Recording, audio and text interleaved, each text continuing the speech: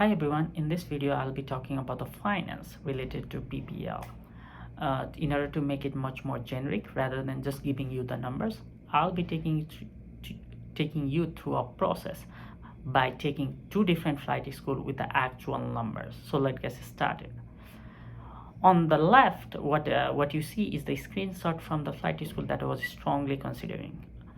Here they listed out the total cost to be 10,475, but to be honest, even if you were to go with this flight school, I feel confident saying that your total cost would be much more higher than what's listed here. Why? Simply because most of us doesn't complete our training in 40 hours. For me, it was 65. Most of my friends, some of them did in 60, some of them did in 65 and 63. So 40 hours most likely won't happen. Second, Cessna 152. I do know this flight school does have Cessna 152, but most of their planes is Cessna 172. So what I suspect might end up happening is there might be a lot of other students who might want to fly the same plane, so you might have to wait a lot of time just to book that plane. Because of these two reasons, I feel confident saying, hey, your cost might be higher than 10,475. How much higher? We're gonna discuss. Let's get with the basics, right? And this is the things that you have to do during your PPL. It's up to you if you want to do early on before you show up for your flight training or during your flight training. And the costs are getting your medical. For me, it is third class medical, and you might want to sign up with some ground schools so that you can take your written exam. There are some free ground schools out there. I already made a video about that in my how I scored 100 out of 100 in FA written exam. So if that's something interesting to you, feel free to check it out. Second, you need a headset, you need a logbook, you need a plotter. So if you were to add all these costs, you would get your cost to be around $823. To be honest, your mileage might vary significantly, because some of the students like to buy for flight. Some of the students might want to buy a fancy, I wouldn't say necessarily fancy, but the active noise cancellation headset. You might be buying some books. For me, I was at the very low end on the left hand side, but you might be buying a lot of other stuff. And if you were to add all the other stuff shown on the right, your cost would be $1,704, almost close to 1705. So that's why I said this is a spectrum, and it depends upon you which area within this spectrum you want to be. For me, like I said, I was at the lower end. So let's get into the main topic for the video, the flight hours, right? I already said I'm going to take two examples of flight schools. On the left, we have a flight schools that I rent plane from now after I have my PPL. And on the right, that's the flight school that I went to do training with.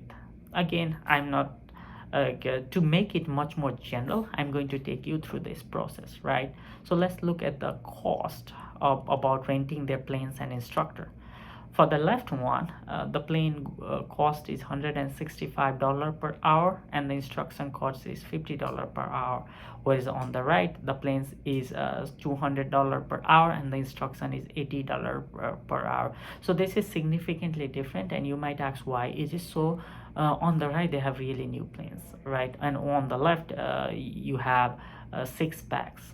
So there are other reasons that plays a role in this decision. But for me, my whole hours was 65 hours, so 55 hours of dual and 10 hours of solo. So if you were to take that into account and assume that you are going to with a flight school, your cost will be 13,475 versus 17,400 if you were to go with the flight school on the right. So you might say, okay, we have a numbers now, right?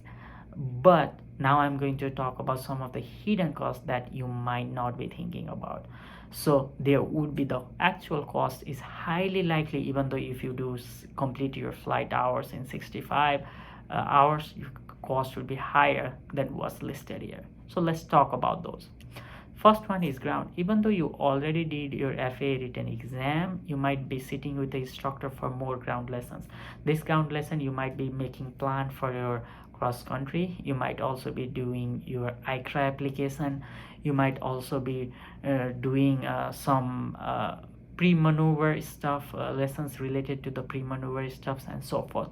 Or you might also want to sit with the instructor and go want him to ask the question before your check ride to make sure you feel ready for the oral portion of the check ride, right? So there would be some ground costs associated with ground, even though you already have your FAA written exam. For me, it was close to 20 hours, 19.9 to be exact. The second one was pre-post. What this is even though after you complete your flight you come back and you talk with your instructor on how that flight went, right? You talk about everything about what worked, what didn't work. So basically this debriefing, so this would also add up. For me, it was total of 15 hours. And finally, let's say at this point you have finished everything and you are ready for the check ride. So there are two costs associated with your check ride, the main one being your DPE cost and the flight hours. 2 hours of check ride flight hours is very typical, but your DP cost might significantly differ for 500 based on where you are. So if you were to add those all together, on the left you will have $16,050, whereas on the right you would have $21,092. So as I suggest everyone to do, if they are really going and doing this process, is add the buffer. Even though we try to include as much as possible, add the buffer, because what if you cannot finish in 65 hours, right? What if your ground is way more than 19.9 hours? I usually like to add 15% buffer.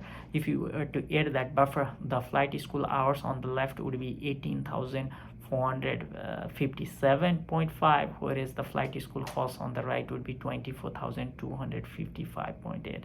So this is an average typical cost that I feel like, and for me again the right one is very close to my actual total cost, but this is the average total cost that I feel like, even if you were to go with a flight school that says $10,000 for a PPL.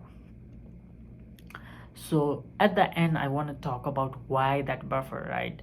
So some of the things that you might not be aware of, in some of the flight school you might have to pay sales tax, right?